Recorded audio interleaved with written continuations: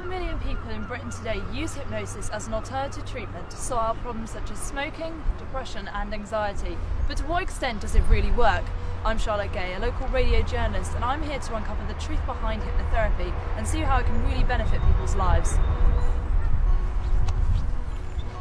My first stop is to see Nick Otham, one of the few hypnotherapists registered to the prestigious Royal Society of Medicine. So, Nick, what can you tell me about hypnotherapy? What actually is it?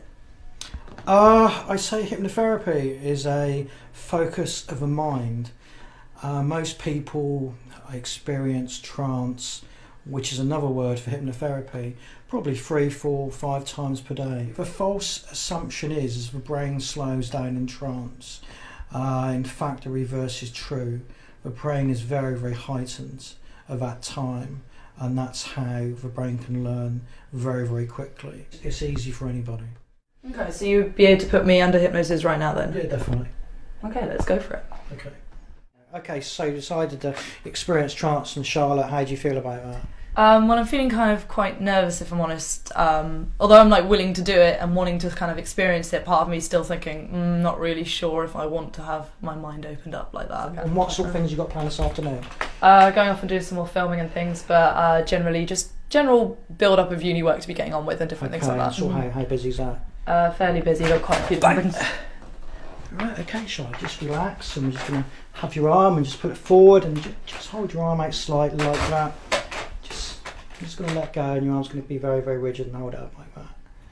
And you're just going to relax even more so and be aware, but not really being aware of everything around you this time. And this time only you can think about all those things which you've never thought of before, because even though you can't see what you haven't heard before, and those things which you've heard.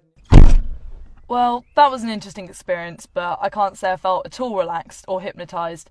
Maybe it was just Nick's methods, but I don't really feel like it worked on me at all. But I am curious to go find out more, so I'm going to go and do some more research.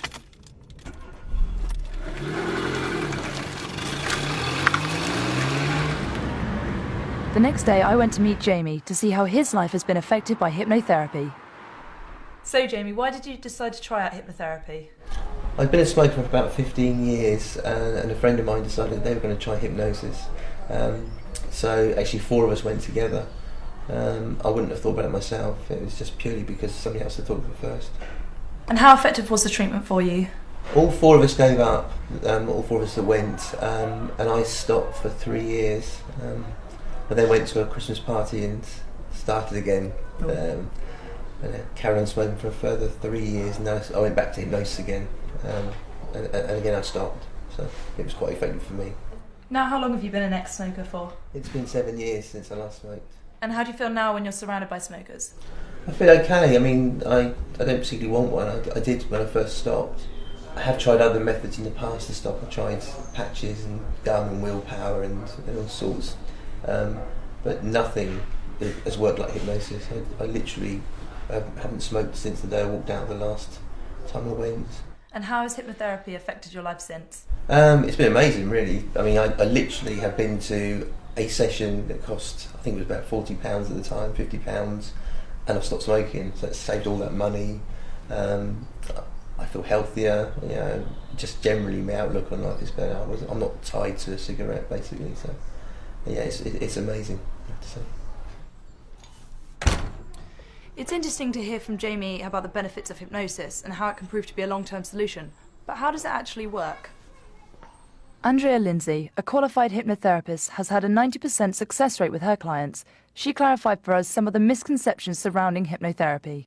I think the most important thing that anybody who's ever wondering about hypnotherapy should know is that hypnotherapy can't make anybody do anything they don't want to do. But you will find hundreds, probably thousands of research papers that demonstrate hypnotherapy has proven success rates. But to, let's say, help somebody stop smoking, it doesn't matter how long they've been smoking or how much they smoke, one session of about an hour and a half they want to stop can help them stop smoking for good.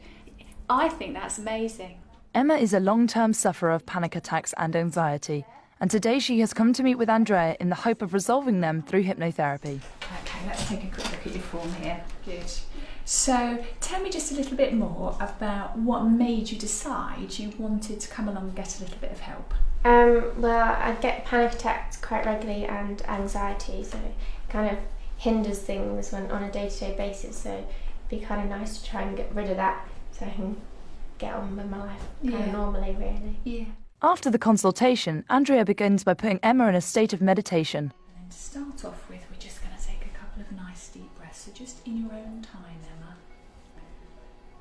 Just think about breathing slightly more slowly than you would normally breathe. Not trying too hard to make things happen,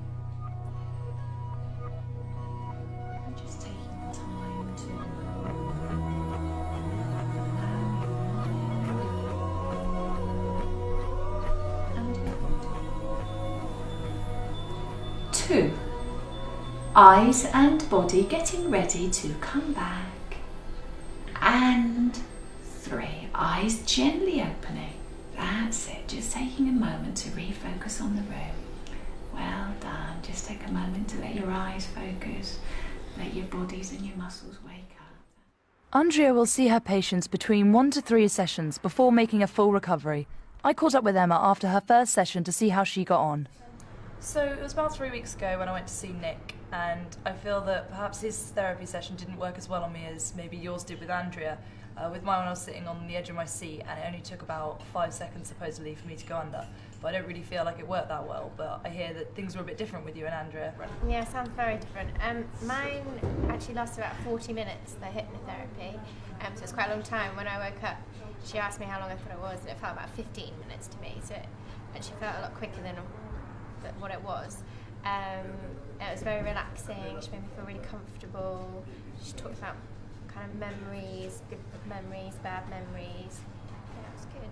So do you feel like it's made a difference then?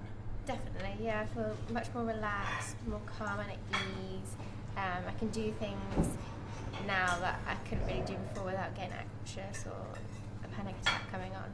Well, when Nick was talking to me, I was sitting on the edge of a sofa, and he was talking to me very fast, and then suddenly sort of grabbed the back of my head and pulled it down in a way, which was it was surprising. So I think that kind of put me off as much as anything. So it sounds like very different techniques, and it's worked more effectively for you. Would you recommend other people to go see Andrea?